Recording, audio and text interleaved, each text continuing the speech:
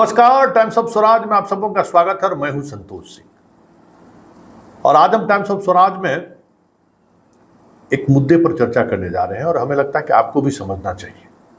देखिए, हम अपने दर्शकों को, हमारे साथ जो भाई बंधु जुड़े हुए हैं, हमारी कोशिश होती है कि उस नैरेटिव को भी समझिए जो इस नैरेटिव के सहारे देश को आगे ले जाने की कोशिश हो रही है या देश को एक अलग दिशा में ले जाने की कोशिश होती है।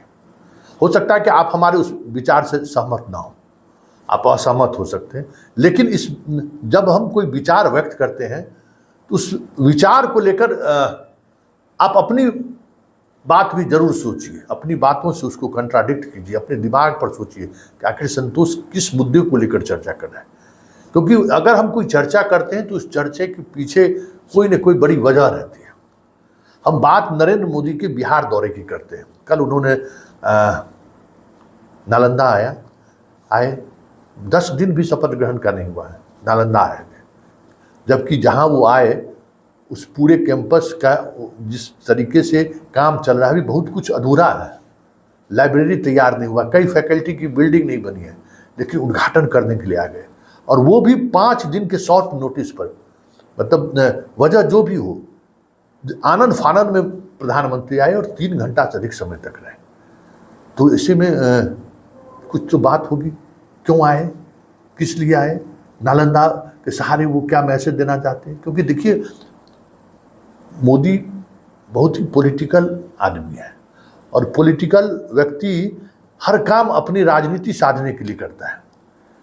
ये 99.9% जो भी निर्णय लेता है, जहां कहीं भी जाए, इसके पीछे कोई न कोई राजनीतिक मंशा रहती है।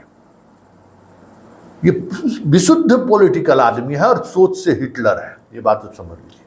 तो फिर नालंदा आकर संदेश क्या दिया, बड़ा सवाल है। सोचिए, आज हम दिन भर सोचिए, कई लोगों से बात किए, दर्जनों लोगों से बात हुई, दिल्ली, पटना, जो भी इस तरीके के मोदी को के आसपास रहने वाले लोग हैं, मोदी को समझने की जो कोशिश करते हैं, मोदी के हर एक विचारों को लेकर जो आदान प्रदान होता है सब लोगों से। आजकल दिलीप मंडल से सुनते हैं, बहुत प्रभावित है मोदी, उसका भी ट्वीट वगैरह देखते हैं कि क्या कह रहा है। दिलीप मंडल का ट्वीट देखिए और नालंदा से उसके जोड़िए, बहुत चीज़ आपको समझ में आएगा।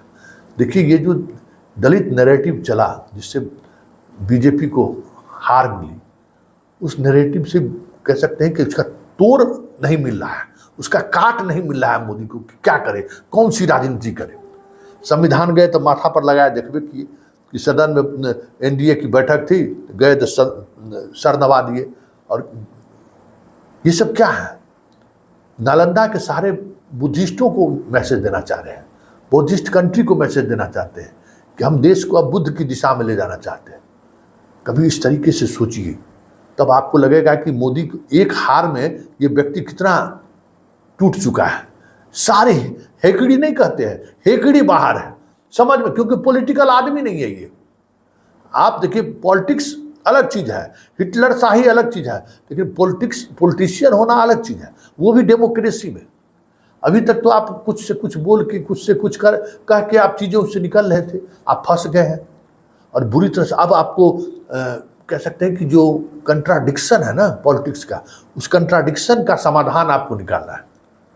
कहते हैं ना कि जो बेहतर समन्वय कर ले, पॉलिटिक्स क्या है, जो कंट्राडिक्शन, विवादों का जो बेहतर समन्वय कर लेगा वही सबसे सफल पॉलिटिशियन होता है।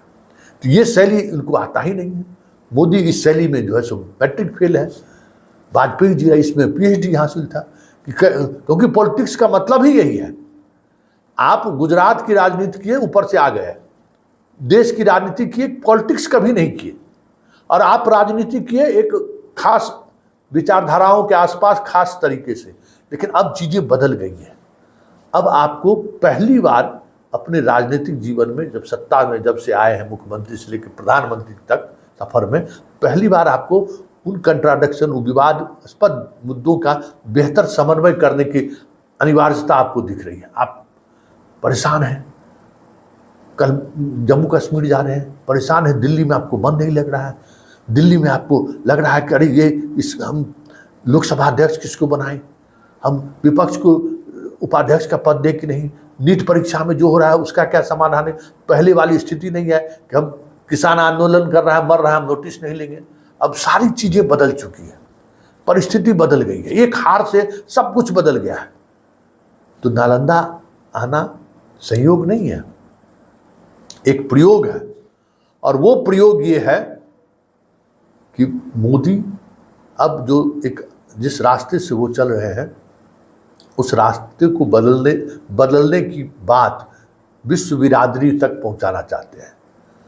और उसमें बुद्धिज्म एक बड़ा विषय है। एक बुद्धिज्म एक ऐसा प्लेटफॉर्म है जिसके सहारे भारतीय पूरे वर्ल्ड मानस पर अपनी अमिट छाप छोड़ सकता है। देख लीजिए 56 इंची सेना से कुछ होने वाला नहीं है, इटली वाला पीछे खड़ा कर दिया। मतलब वो बिहार इस देश के प्रधानमंत्री की पूछ विद्वता के कारण हुई है। आज तक दुनिया जो पूछ रहा है ना विद्वता के कारण। ये हमने बहुत बड़ा बाहुबली है, 56 इंच सीना है, क्या पूछेगा आपको? आपसे बड़ा आप तो 5 मिनट में बटन दबाएगा आप ध्वस्त हो जाइएगा, आपको काट क्या है। लेकिन बौद्धिकता बड़ी बात है। अभी तक इस देश के किसी भी नेता का सम्मान हुआ है, चाहे वो वाजपेयी जी हो, कलाम साहब हो, मनमोहन सिंह हो, राजीव गांधी हो, इंदिरा गांधी हो, नेहरू हो, विद्वता की वजह से। वो लोग विद्वता के साथ चीज़ों को रखते थे। इस आदमी को तो वो समझते ही क्या है।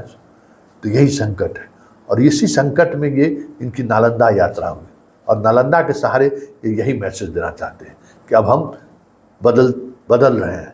अब हम बुद्ध के सहारे देश और दुनिया की दिशा में हम देश को ले जाना चाहते हैं, मतलब बुद्ध के मार्ग पर हम देश को ले जाना चाहते हैं। नालंदा के सहारे उन्होंने ये संदेश देने की कोशिश की है।